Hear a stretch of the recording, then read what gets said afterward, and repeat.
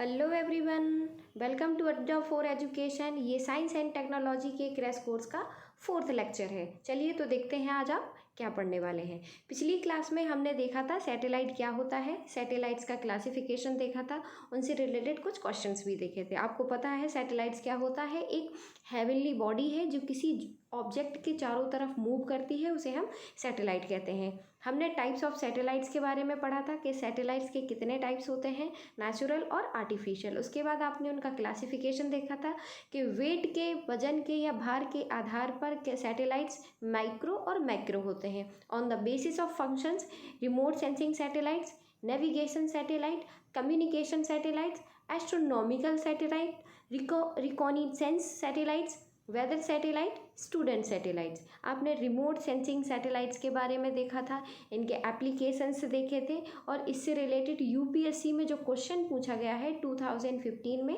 आपने उसको डिस्कस किया था। उसके बाद आपने नेविगेशन सैटेलाइट्स के बारे में देखा था।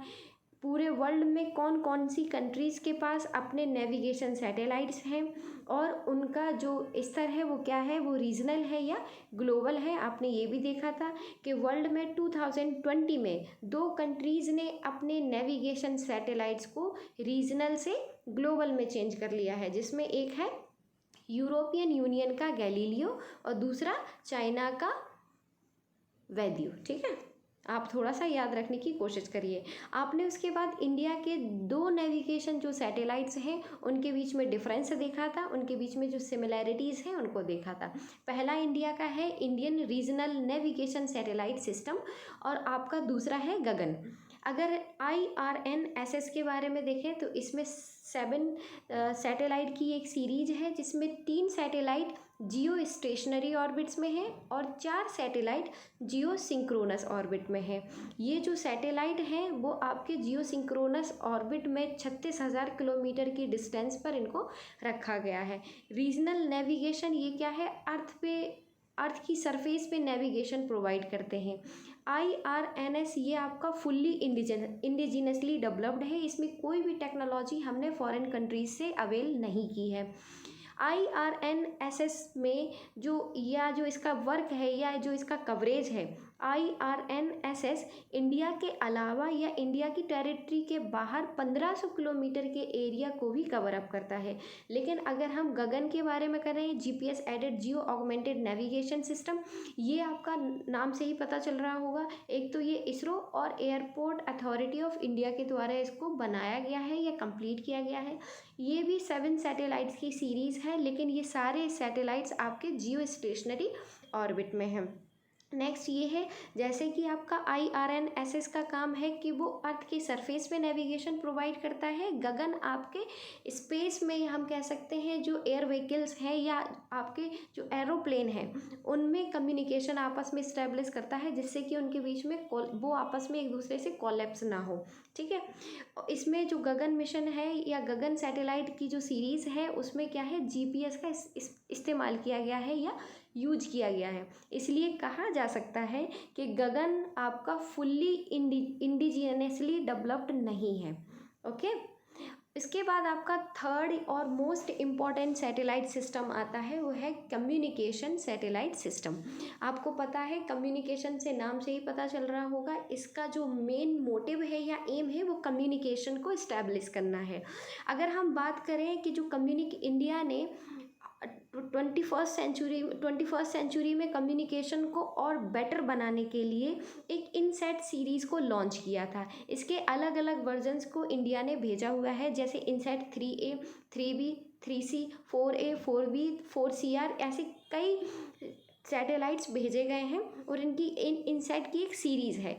अभी हुआ क्या है, रिसेंटली कुछ समय पहले ही इंडिया ने इनसैट जो सीरीज़ है उसका नाम चेंज कर दिया है और उसको क्या नाम दिया है, GSAT सीरीज़। लेकिन उसका वर्क वही है जो इनसैट सीरीज़ का था। जैसे इनसैट सीरीज़ का जो वर्क था वो कम्युनिकेशन को इस्टेब्लिश करना था, तो GSAT जो सीरीज़ है वो केवल नाम रीनेम हुआ है लेकिन वर्क वही कर रहा है। ठीक है, अब इनका अगर हम फोकस करेंगे इनका काम क्या है, तो मेनली जो आपके GSAT या कम्युनिकेशन सैटेलाइट्स हैं, इनकी जो सीरीज़ है इनका मेन है टेलीकम्युनिकेशन में यूज़ है, टेलीविज़न ब्रॉडकास्टिंग में इनका यूज़ है, न्यूज़ गैदरिंग में है, सोसाइटल एप्लीकेशंस में है, वेदर फोरकास्टिंग में, डिजास्टर जो वार्निंग सिस्टम है, रेस्क्यू ऑपरेशंस हैं, इसलिए इनका या जो कम्युनिकेशन सैटेलाइट्स हैं इनका इस्तेमाल किया जाता है। ठीक है, अगर हम बात करें इनसैट सीरीज़ की, तो इनसैट सीरीज़ हम कह रहे हैं ये कम्युनिकेशन की एक सीरीज़ है। तो ये पूरे वर्ल्ड में, या हम कह सकते हैं कि एशिया पैसिफिक एरिया में तो ये लार्जेस्ट डोमेस्टिक कम्युनिकेशन सीरीज़ है, ये डोमेस्टिक सैटेलाइट सिस्टम है पूरे एशिया पैसिफिक में। ये काम कैसे करती है, तो आप सिंपल समझ सकते हैं कि यहाँ से अगर कोई भी सिग्नल है वो सैटेलाइट तक भेजा गया है, सैटेलाइट क्या करेगा, उस सिग्नल को रिफाइन करेगा और फिर उस रिफाइंड डेटा को फिर से वो ग्राउंड में या अर्थ में जो भी आपके ट्रांसपॉन्डर्स लगे होते हैं उन तक रिसीवर के द्वारा ये रिसीव कर लिया जाता है। इस तरीके से ये जो कम्युनिकेशन सैटेलाइट्स हैं वो आपकी इंफॉर्मेशन को एक जगह से दूसरी जगह या दूसरी जगह से फर्स्ट जगह पे एक्सचेंज करते हैं। ओके, अगर हम बात करें कम्युनिकेशन सैटेलाइट की, तो जो कम्युनिकेशन सैटेलाइट में जो आप रेडिएशंस इस्तेमाल की जाती हैं डेटा को ट्रांसफ़र करने में और रिसीव करने में, वो दो टाइप की मेन रेडिएशंस का या वेव का यूज़ होता है, जिनको हम कहते हैं माइक्रोवेव्स और रेडियो वेव्स। ओके, अब अगर हम थोड़ा सा बात करें इनके एप्लीकेशंस के बारे में कि जो इनसैट सीरीज़ भेजी जा रही थी या अभी जो नाम चेंज कर दिया गया है जीसैट सीरीज़ का, इसका वर्क क्या है, तो मेन इसका जो एप्लीकेशन है वो आप सिंपल समझ सकते हैं, रेडियो में, टेलीकम्युनिकेशन में, रिसर्च में, रेस्क्यू ऑपरेशंस में, इंटरनेट जो सर्विस आपको मिल रही है उसके लिए, टेलीविज़न के लिए, ब्रॉडकास्टिंग के लिए, मोबाइल इंटरनेट के लिए।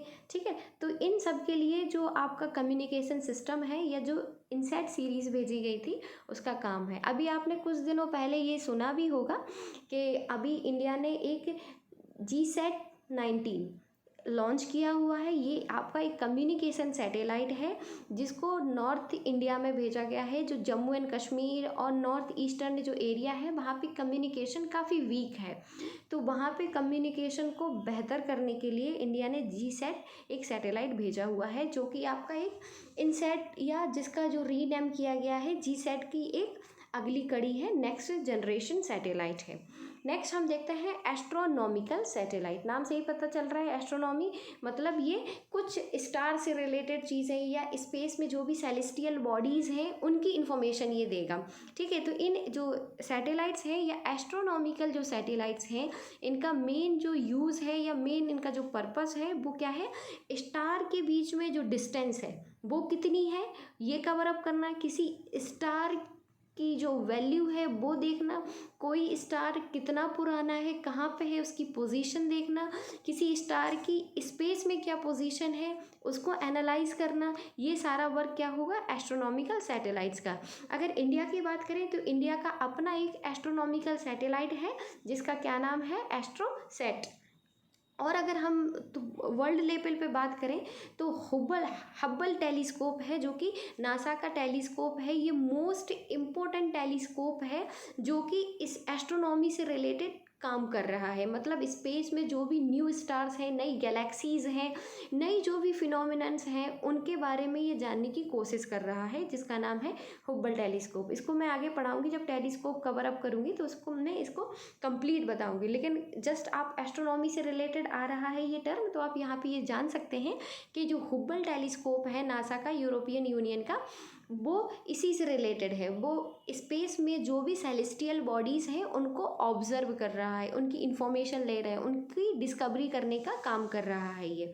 ओके, नेक्स्ट अगर हम देखें एस्ट्रोनॉमिकल जो सैटेलाइट्स हैं इनका इंपॉर्टेंस क्या है या इनकी एप्लीकेशंस क्या हैं, तो जो एस्ट्रोनॉमिकल सैटेलाइट्स हैं उनका मेन है स्टार की मैपिंग करना कि जो स्टार हैं कहाँ हैं, कितने हैं, कितना बड़ा साइज़ है, कितनी डिस्टेंस पर है, ये सारी चीज़ें देखना। आपने 1 ईयर पहले न्यूज़ में सुना होगा कि पहली बार साइंटिस्ट ने ब्लैक होल की इमेज ले पाई है। ठीक है, तो इसके बारे में ये क्या है, ब्लैक होल की में जो फिनोमिनन्स है, ब्लैक होल एक्चुअली कई डिकेड से ही ये टर्म बहुत ही पॉपुलर है कि ब्लैक होल होता है, लेकिन एक्चुअली में इसको देखा नहीं गया था, केवल हमारे लिए ये केवल थ्योरी थी।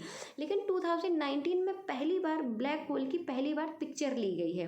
तो जो स्पेस में कई प्रकार की मिस्टीरियस फिनोमिनन्स होती रहती हैं या हो चुकी हैं, तो जिनके बारे में अभी तक हमें पता नहीं चल पाया है। तो एस्ट्रोनॉमिकल जो सैटेलाइट्स हैं वो इस तरीके की मिस्टीरियस फिनोमिनन को ऑब्जर्व करने का इनका ये काम है, ठीक है। और हम ये कह सकते हैं कि जो हमारा पूरा प्लैनेट है, ये पूरा सोलर सिस्टम है, अगर उसमें कोई नई डिस्कवरी हो रही या कोई भी एक नई चीज़ या कोई एक नया प्लैनेट है, उसकी पिक्चर लेने का काम एस्ट्रोनॉमिकल सैटेलाइट ही करते हैं। और ये जो डिफरेंट डिफरेंट टाइप के प्लैनेट्स हैं उनकी मैपिंग करने का भी काम किया जाता है एस्ट्रोनॉमिकल सैटेलाइट की ही हेल्प से। नेक्स्ट आता है आपका रिकॉनिसेंस सैटेलाइट्स। रिकॉनिसेंस का क्या मतलब होता है?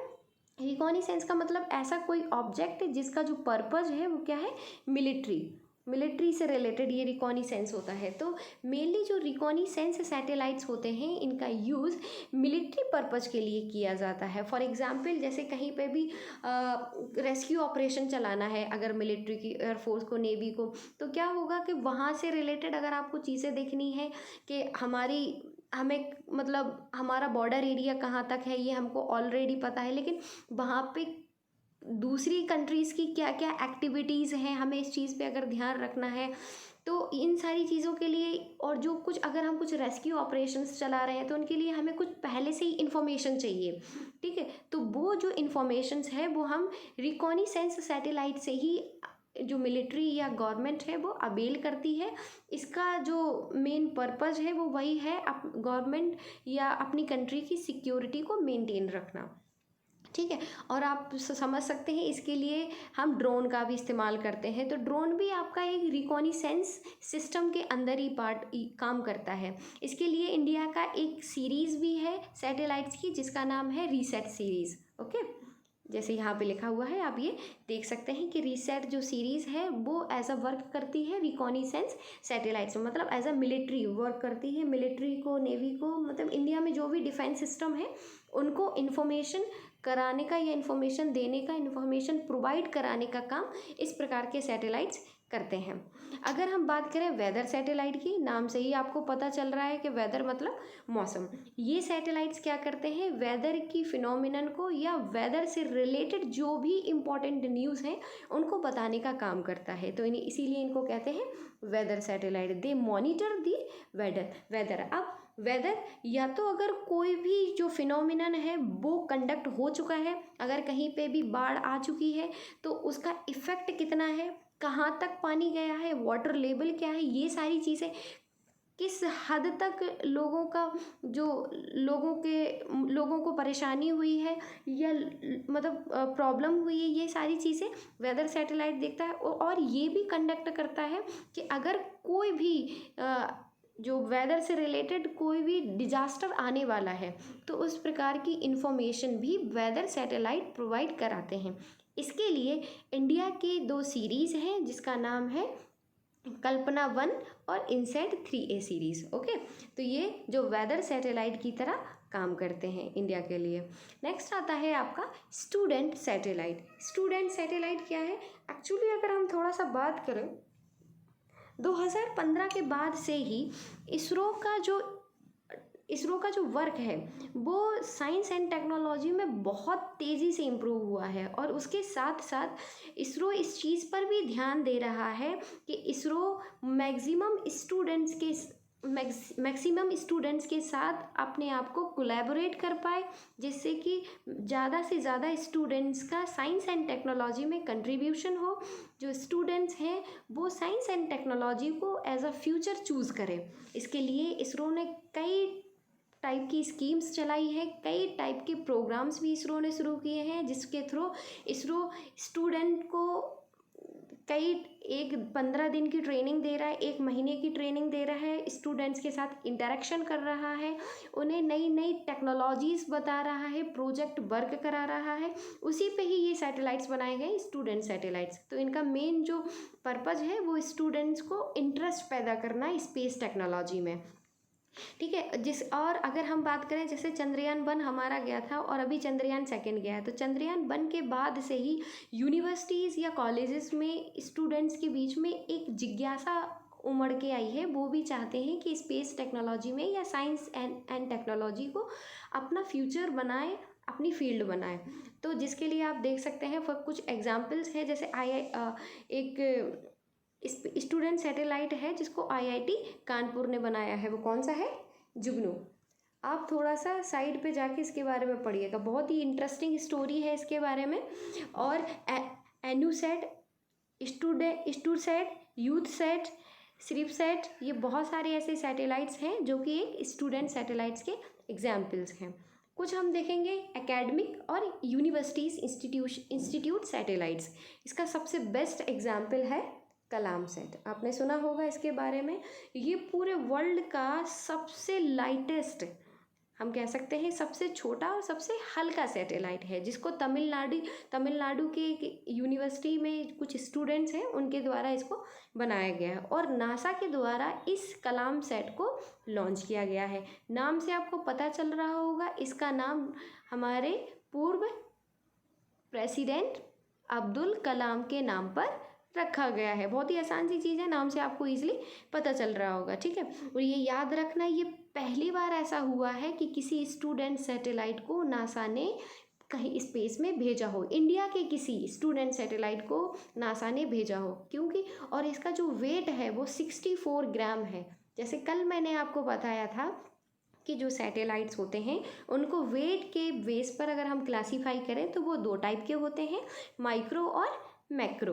और माइक्रो भी हमारे फर्दर डिवाइड होते हैं पिको, नैनो और माइक्रो। और जो आपके पिको सैटेलाइट्स होते हैं उनका वेट लेस देन 1 kg होता है। तो अगर आप वेट के बेस पर अगर आप कलाम सैटेलाइट को रखना चाहें कि ये किस कैटेगरी में आएगा, तो आप कह सकते हैं कि ये पिको सैटेलाइट्स है, बिकॉज इसका वेट कितना है? लेस देन 1 kg, ठीक है।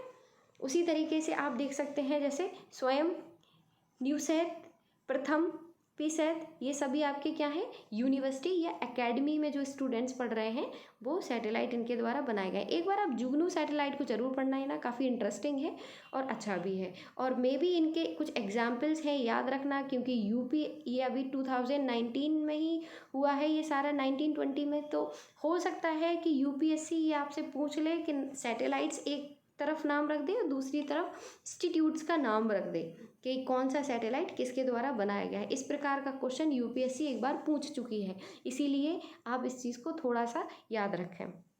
अगर हम थोड़ा एक क्वेश्चन देखें तो आप देख सकते हैं इसमें, in which of the following area can GPS technology be used. वो पूछ रहा है कौन कौन से एरिया में जो जीपीएस टेक्नोलॉजी है उसका हम इस्तेमाल कर सकते हैं और यूज़ कर सकते हैं, आपको ये बताना है। बहुत ही आसान है, 5 सेकंड का टाइम देते हैं, प्लीज़ आप इसको अटेम्प्ट करिए।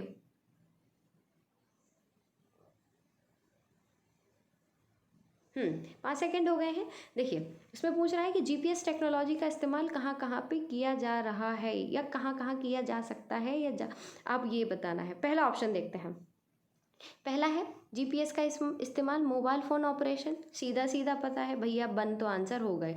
बी में ए नहीं है, ऑप्शन काटो B. Second, banking operation, banking में आप देखते हैं जितनी भी टेक्नोलॉजी, एक बैंक दूसरी बैंक से कितनी दूरी पर है, ट्रांजैक्शन हुआ नहीं हुआ, ठीक है। आप घर पे बैठे ही डाल के गूगल में देख लेते हैं कि आपके नियरेस्ट बैंक कौन सी है।